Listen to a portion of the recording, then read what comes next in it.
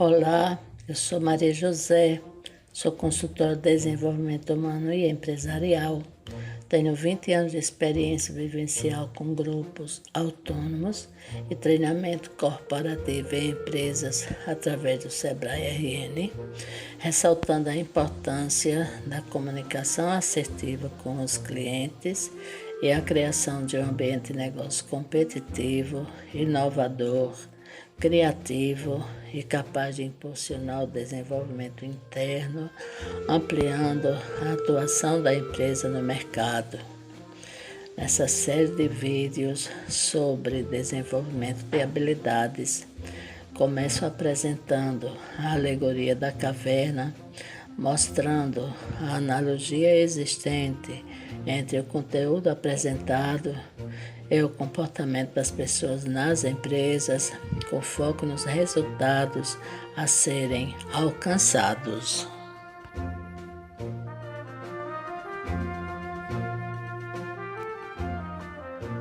A alegoria da caverna. O filósofo Platão narra uma história alegórica chamada Alegoria da Caverna ou Mito da Caverna, em uma de suas obras mais complexas, A República. A alegoria visa apresentar a importância da teoria platônica sobre o conhecimento da verdade. Para chegar à formulação de sua teoria, o filósofo passou por elementos característicos da vida humana como a estética, a arte e o conhecimento humano. O conhecimento é para Platão o elemento primordial de um bom governante. Platão dá ênfase ao diálogo travado entre o filósofo Sócrates, personagem principal, e Glauco, seu interlocutor, imaginando a existência de uma caverna onde prisioneiros viviam desde a infância com as mãos acorrentadas em uma parede, de onde eles podiam avistar somente as sombras que eram projetadas na parede situada à sua frente. As sombras eram ocasionadas por uma fogueira em cima de um tapume, situada na parte traseira da parede em que os homens estavam presos. Do lado de fora, passavam diante da fogueira pessoas que faziam gestos e mostravam objetos, formando sombras que, de maneira distorcida, era todo o conhecimento que os prisioneiros tinham do mundo. Aquela parede da caverna, aquelas sombras e os ecos dos sons que as pessoas de fora produziam, era o mundo restrito dos prisioneiros. Repentinamente, um dos prisioneiros se libertou. Ao encontrar a saída da caverna, ele teve um susto ao deparar-se com o mundo exterior. A luz solar ofuscava sua visão e ele sentiu-se desamparado, desconfortável e deslocado. Aos poucos, sua visão acostumou-se com a luz e ele começou a perceber a infinidade do mundo e da natureza que existia fora da caverna. Ele percebeu que aquelas sombras que ele julgava ser a realidade, na verdade eram cópias imperfeitas de uma pequena parcela da realidade. O prisioneiro liberto poderia fazer duas coisas: retornar para a caverna e libertar os seus companheiros, ou viver a sua liberdade. Uma possível consequência da primeira possibilidade seria os ataques que sofreria de seus companheiros, que o julgariam como louco.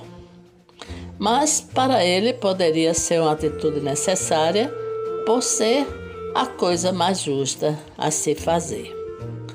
Platão está aqui dispondo hierarquicamente os graus do conhecimento com essa metáfora e falando que existe um modo de conhecer e de saber que é o mais adequado para se pensar em um governante capaz de fazer política com sabedoria e justiça. Existem conclusões acerca da alegoria da caverna. A metáfora proposta pode ser interpretada da seguinte maneira: 1. Os prisioneiros da caverna são os homens comuns, ou seja, somos nós mesmos, que vivemos em nosso mundo limitado, presos em nossas crenças costumeiras. 2. A caverna é o nosso corpo e os nossos sentidos, fonte de um conhecimento que, segundo Platão, é errôneo e enganoso. 3. As sombras na parede e os ecos da caverna nunca são projetados exatamente do modo como os objetos que os ocasionaram são. As sombras são distorções das imagens e os ecos são distorções sonoras. Por isso, esses elementos simbolizam as opiniões erradas e o conhecimento preconceituoso do senso comum que julgamos ser verdadeiro. 4. A saída da caverna significa buscar o conhecimento verdadeiro. 5. A luz solar que ofusca a visão do prisioneiro liberto e o coloca em uma situação de desconforto é o conhecimento verdadeiro e a razão da filosofia.